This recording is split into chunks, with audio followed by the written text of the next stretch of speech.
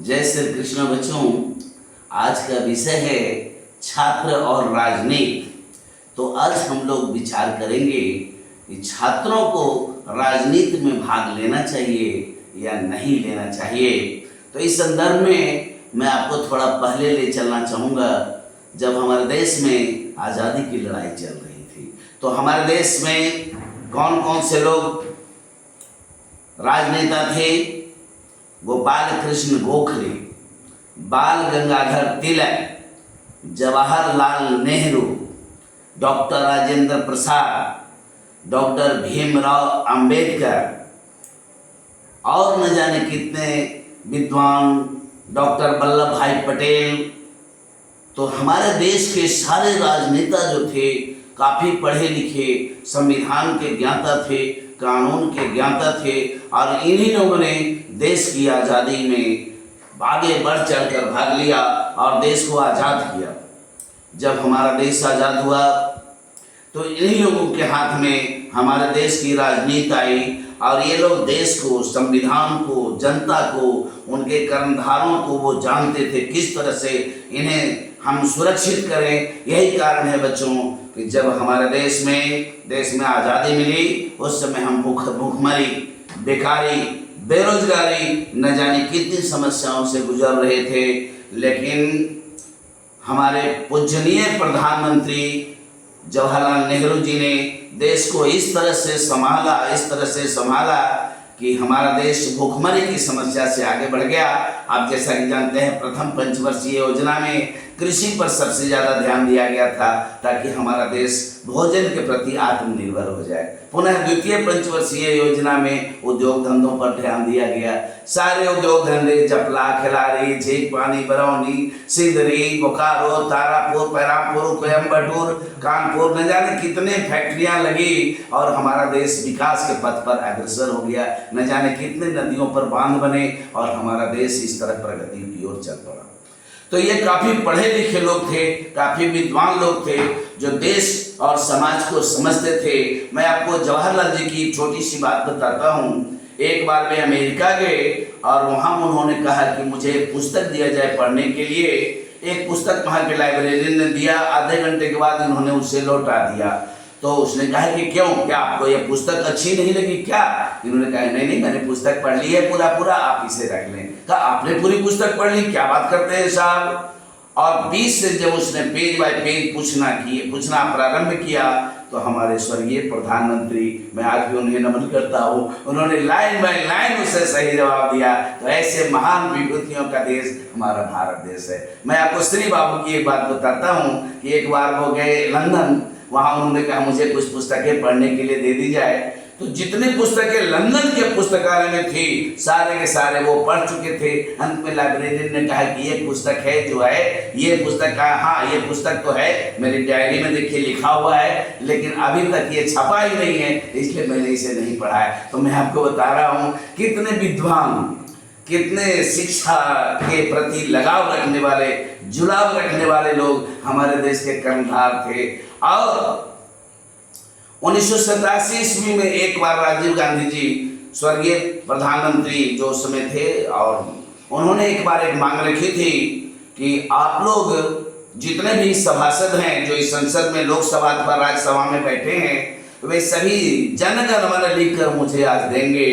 पूरे के पूरे सभासद, एक भी वैसा वहां नहीं था जो जनगण मन पूरा का पूरा शुद्ध रूप से लिख सके। तो प्यारे बच्चों, इसलिए मैं आपको आह्वान करता हूं कि आप आगे आएं और इस देश की बागडोर को संभालें, क्योंकि आप नौजवान हैं, आपके अंदर ऊर्जा है, आपके अंदर क्षमता है। आप चाहें तो देश में बदलाव ला सकते हैं, क्योंकि जिस ओर जवानी जाती है उस ओर जवाना जाता है। तलवारों के धारों से इतिहास हमारा बनता है। आप जानते हैं जब राम नौजवान थे तो उन्होंने शिव का धनुष तोड़ दिया था। जब राम नौजवान थे तो उन्होंने लंकापति रावण को मार दिया था। लेकिन एक भी कोई बूढ़े रावण की कहानी, मुझे राम की कहानी सुना दे। एक भी कोई मुझे बूढ़े अर्जुन या भीम की कहानी सुना दे। ये सारे के सारे लोग जब नौजवान थे तभी लोगों ने समाज में बदलाव लाया था। तो आज आपका पर्व है, लोकतंत्र का महापर्व आ रहा है। आप उठें, जागे, राजनीति में आए और देश की बागडोर को अपने हाथ में संभालें। जिस तरह से पहले हमारे नौजवानों ने अपने हाथ में संभाला था और देश को विकास के पथ पर अग्रसर कर दिया था। प्यारे नौजवानों, आप लोग पढ़े लिखे हैं, आप लोग विद्वान हैं, आप लोग देश को समझते हैं और एक बहुत बड़ा हमारा समाज का पढ़ा लिखा तबका नौकरी की ओर भागता है। डॉक्टर बनना चाहता है, इंजीनियर बनना चाहता है, प्रोफेसर बनना चाहता है, रेलवे में जाना चाहता है, लेकिन राजनेता बनना नहीं चाहता हूं। इसलिए आज इस वीडियो के माध्यम से मैं आप सबों का आह्वान करता हूं कि आप आगे आएं, राजनीति में आएं और देश की बागडोर को संभालें, क्योंकि देश आपको पुकार रहा है। मैं आपको बताऊं, दिनकर की 4 पंक्तियां, छीनता हो अस्तित्व आप तो त्याग तब से काम ले, यह पाप है, पुण्य है विच्छिन्न कर देना, वही बढ़ रहा तेरी तरफ जो हाथ है। अतः आप लोकतंत्र के महापर्व में जमकर भाग लें और समाज को बदलाव के रास्ते पर ले जाएं और शासन की बागडोर अपने हाथ में संभालें, ताकि आपको इन राजनेताओं के आगे गिड़गिड़ाने की जरूरत नहीं पड़े, आप इनसे लाठियां खाने की जरूरत नहीं पड़े, इनसे भिक्षा मांगने की जरूरत नहीं पड़े। ये देश आपका है, आप नौजवानों का है। आप चाहें तो इस देश में बदलाव ला सकते हैं और आप उठें, जागें और पहचानें अपने आप को, अपनी ऊर्जा को पहचानें। और सभी छात्र जितने पढ़े लिखे हैं वे आज शपथ लें हमारे साथ कि हम सभी जागेंगे, लोकतंत्र के महापर्व में भाग लेंगे और समाज में बदलाव लाएंगे, ताकि हमारा देश पुनः विकास के पथ पर अग्रसर होगा। मैं आपको याद दिला दूं, केवल कुछ ही वर्षों में अशोक ने दिखा दिया था राज कैसे चलाया जाता है। कुछ ही वर्षों में समुद्रगुप्त ने दिखा दिया था राज कैसे चलाया जाता है। मात्र 5 वर्षों में शेरशाह ने दिखा दिया था राज्य कैसे चलाया जा सकता है। तो बच्चों, 5 साल की अवधि कम नहीं होती है। अगर सुव्यवस्थित ढंग से चलाई जाए, मैं प्रधानमंत्री जी श्री अटल बिहारी जी का अभी भी नमन करता हूं।